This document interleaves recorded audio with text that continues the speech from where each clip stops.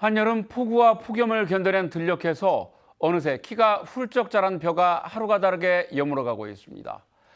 하지만 논을 살피는 농민들은 요즘 속이 새카맣게 타들어가고 있습니다. 수확철이 다가오고 있지만 쌀값이 지난해 이맘때보다 18%나 폭락했기 때문입니다. 정부가 세 차례에 걸쳐 15만 톤의 쌀을 사들이고 있지만 하락세는 좀처럼 멈추지 않고 있습니다. 오늘 시사토크에서는 이 같은 쌀값 폭락의 원인과 대책에 관해 이야기를 나눠보겠습니다. 쌀값 하락 요즘 참 걱정스럽습니다. 먼저 최재형 국장님, 현재 산지 쌀값 지난해 이맘때하고 비교를 해보면 어느 정도 수준인지요? 예, 8월 15일 기준으로 17만 7천 원대로 떨어지고 있습니다. 작년 이맘때보다도 한 16,000원 정도가 떨어졌고, 작년 수확기라고 하죠. 이제 10월 달부터 12월 달까지 수확기 때의 가격보다도 2만 5천 원이 좀 낮습니다. 그만큼 쌀값이 계속해서 떨어지는 것이 문제이고 또 떨어지는 폭이 크다는 것이 또 문제입니다. 네, 그렇군요. 생각보다 상당히 폭이 큰데 우리가 보통 그 햅쌀이 나오기 직전을 이제 단경기라고 하지 않습니까? 뭐 개월 월로 보면 7, 8, 9월 이제 이맘때인데 대개 이때는 이제 재고쌀이 많이 줄어들어서 가격이 보통 약간 강세를 보이는 추세가 이제 일반적인데 올해는 지금 이맘때도 오히려 가격이 더 떨어지는 그런 현상이 빚어지고 있단 말입니다. 송 교수님, 왜 이런 상황이 벌어졌을까요? 크게 두 가지 부분인데요. 쌀이 구조적으로 공급 과잉 기조에 접어들었다는 부분입니다. 네. 여기에는 크게 두 가지 요인이 있는데요. 먼저 우리가 올해도 풍년이 예상되고 있는데 올해 같은 해에도 외국으로부터 40만 8,700톤을 의무적으로 수입을 해야 됩니다. 이건 뭐 풍년이나 흉년 상관없이 지금 2014년부터 계속해서 하고 있는 부분이고 있고요. 그다음에 쌀 재배 면적은 조금씩 감소하고 있습니다. 지난 10년간 연평균 1.5% 감소했는데 그런데 생산성은 더 높아지고 있거든요. 기술 진보에 의해서요. 그래서 이게 상승을 하면 1.3% 감소했는데 지난 10년간 소비는 약 1.9%가 감소하고 있습니다. 쌀이 국내 생산과 소비만 가지고도 연간 40만 톤 정도가 지금 남는 상황입니다. 여기에 수입쌀이 들어오고 있는 부분이 가장 큰 문제고요. 두 번째가 지난 가을 이후로 계속적으로 지금 쌀값이 하락하고 있음에도 불구하고 정부가 쌀값에 대해서 상당히 방관하고 있는 자세를 취하고 있습니다. 정부의 기조는 물가 안정에 지금 방점을 찍고 있는 부분 같습니다. 그렇기 때문에 평년도 같으면 RPC가 생산량이 약 50% 정도를 매입했는데요. 작년도에는 54.1%를 매입했습니다. 예년에 비해서 훨씬 더 많이 매입을 했는데 쌀가격이 이렇게 하락하다 보니까 지금 시기에 단경기 부분에 쌀가격이 올라가야 되는데 RPC에서 쌀을 밀어내기 방출을 하고 있습니다. 그러다 보니까 시장에 더 많은 물량이 풀리면서 쌀가격 하락세가 지속되고 있습니다. 네, 이제 우리가 그 18만 원대를 뭐 이른바 심리적 마지노선이다 이렇게 이제 표현들을 하는데 지금 그게 깨졌단 말이죠. 그리고 이제 곧 수확철도 또 다가오고 있고 처장님 어떻게 보십니까? 이제 방금 뭐 앞에 영상에서 나왔습니다만 2022년도 사태가 또 재현되거나 그보다 더 심할 수도 있는 거 아니냐 이런 이제 불안감들도 상당히 큰 것 같은데. 예, 농민들의 입장에서는 2022년도보다 더 악화될 거라는 그런 공포심이 있습니다. 저희가 조금 전에 사회자님께서 심리적 마지노선이라고 말씀하셨잖아요. 저희 농민들 입장에서는 심리적 마지노선이 18만 원이 아니라 24만 원입니다. 왜 24만 원이냐? 저희가 박근혜 시절 때부터 약 10년 전부터 밥 한 공기 300원을 보장해달라고 계속 요구해 왔습니다. 밥 한 공기 300원이 80kg 한 가마에 24만 원입니다. 근데 지금 10년이 지났는데 지금 밥 한 공기 300원이 아니라 200원대 초반입니다. 여전히. 이렇게 해서는 살 수가 없습니다. 노동자들한테 10년 전 월급을 받아라 이러면 받을 수 있겠습니까? 살기 힘들지 않겠습니까? 근데 지금 농업 현실은 이렇다는 거고요. 25년 전에 공공수매했던 수매 가격이 19만 500원입니다. 25년 전에, 1999년. 근데 올해 지금 현재 아까 말씀하셨듯이 2024년 쌀값이 17만 7천 원대예요. 그러니까 농민들이 대공황 상태라는 말이 그냥 헛게 나온 게 아닙니다. 사실 현실이 그렇습니다, 지금. 과거 금액하고 이제 비교를 해주시니까 훨씬 또 실감이 나는군요.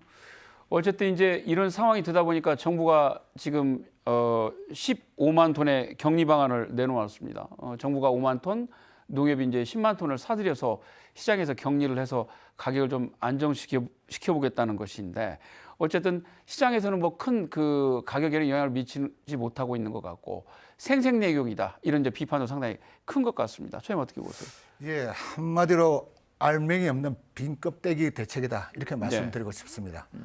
엊그제 19일 날 정부가 45만 톤을 수매가 얘기했는데 그중에 40만 톤은 2024년 신고기고요. 그러니까 5만 톤에 대해서 쉽게 말해서 이제 시장 격리하겠다는데, 아까 최재형 국장님께서 말씀하셨듯이 올해 세 차례에 걸쳐서 지금 대책이라고 내놨습니다. 그런데 이게 은발의 오줌 누기식이에요.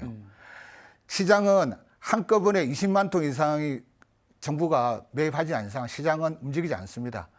예, 시장은 알고 있습니다. 정부가 가격을 안정화시키겠다는 그런 노력을 하지 않는구나.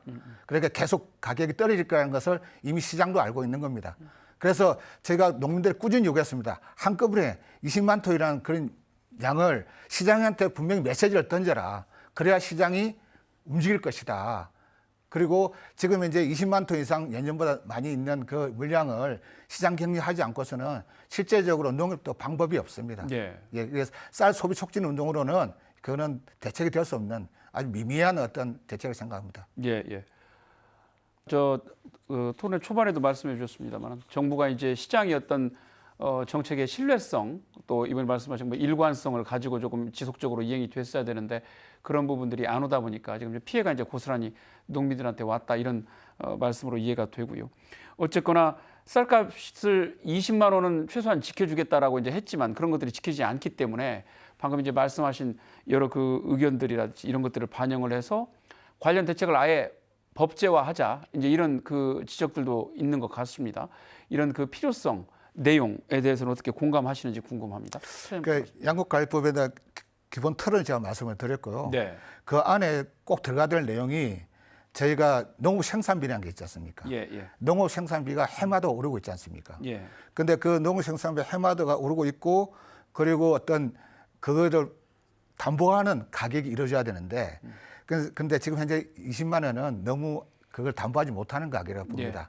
그래서 농업 생산비하고 적정 이윤이 같이 포함된, 그래서 저희들은 이제 공정 가격이라고 부릅니다. 그러니까 공정 가격이 이루어질 수 있도록 양국관리법 안에 담아야 된다. 그래서 그것은 정부 마음대로 가격을 정하지 말고 농민단체, 농민들의 현장의 목소리도 충분히 담아낼 수 있는 협의체가 있어야 된다고 저희 요구하는 거고요. 그걸 좀 더 잘 담았으면 좋겠다고 말씀을 드리겠고, 그리고 저희가 이제 쌀에 대해서 전반적으로 농업 생산비에서 우리가 관련된 법이 이제 필수 농자재 지원법입니다. 전라북도 같은 경우는 2023년도에 필수 농자재 지원 조례안이 마련됐어요. 그런데 실제적으로 이제 이것은 전라북도의 얘기지만은 정부의 어떤 법제화해야 되는 것도 저는 꼭 필요하다 생각합니다. 조금 전에 말씀드렸듯이 워낙 농업 생산비가 많이 오르고 있어요. 그걸 감당할 수 없을 정도입니다. 고물가에다 고이윤에다가 이런 것들이 너무나 많이 나는 상태에서 농민들이 제대로 된 가격을 받지 못하는 상태에서 이렇게 농업 생산비가 오르다 보니 팔아도 이윤이 안 남습니다. 그러니까 적자 계속 반복되는 그런 악순환이 계속 이어지고 있다고 보고요. 그래서 이런 필수 농자 지원법을 통해서 적어도 정부가, 나라가 농민들을 보호하는 대책을 빨리 내놔야 된다고 봅니다. 앞서 잠깐 언급이 됐습니다만 최근에 이제 가공식품, 쌀 가공식품 수출이랄지 뭐 이런 것들이 이제 조금 과거에 비해서는 상당히 그 활성화되어 있다는 부분인 것 같습니다. 이런 부분들도 굉장히 큰 우리가 그 활로가 될 것 같은데, 이런 부분 더 활성화하려면 어떻게 해야 할까요, 국장님?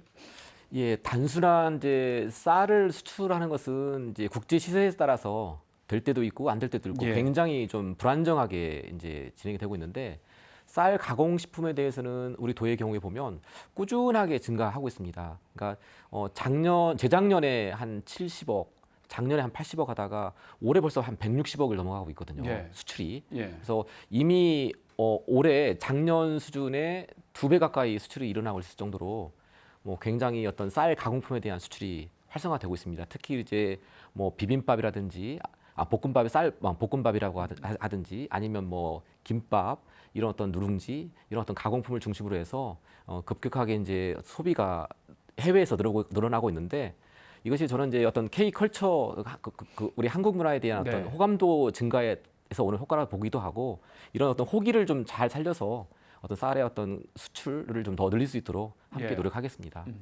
예, 교수님. 예, 그렇습니다. 지금 쌀 소비는 급격하게 감소하고 있는데 작년도에 가공 부분의 쌀 소비량은 전년도에 비해서 18.2%가 증가했습니다. 우리나라에 총 생산되는 쌀이 약 370만 톤 정도 되는데요. 예. 평년에 보면 한 70만 톤 정도 가공을 했었는데 작년도는 거의 82만 톤까지 늘어났습니다. 이 중에서 가장 큰 부분이 떡류 부분입니다. 특히 전 세계적으로 우리 K-팝 문화가 또 활성화되면서 K-푸드도 활성화되는데요. 특히 떡볶이 부분에 관심도가 높아졌습니다. 근데 이 간편 편식 부분을 더 많이 개발을 해야 될 것 같은데요.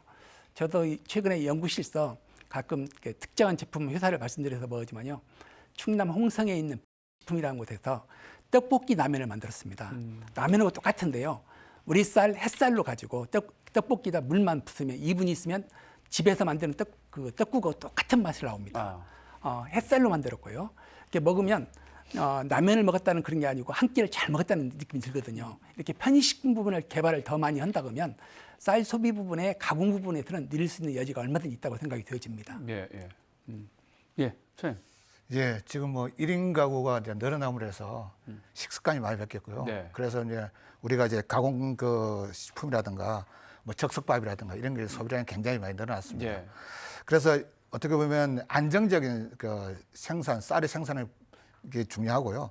그리고 그것이 이제 시장 유통되고 공급되는 것이 좀 더 필요하다고 보고요.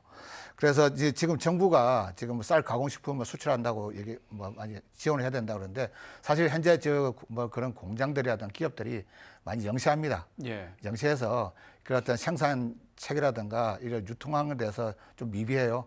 그런 것들을 좀 더 활성화시킬 수 있도록 뭐 재정적인 지원이라든가 이런 것들이 좀 바탕이 돼야지 네. 전 세계적으로 뭐 우리나라 쌀을 이용해서 가공식품이 이제 수출될 수 있지 않을까 생각하고요. 또 하나는 쌀의 고급화도 얘기할 수 있습니다. 전 세계적으로 지금 이제 GMO 식품이 워낙 많이 지금 생산되고 있잖아요.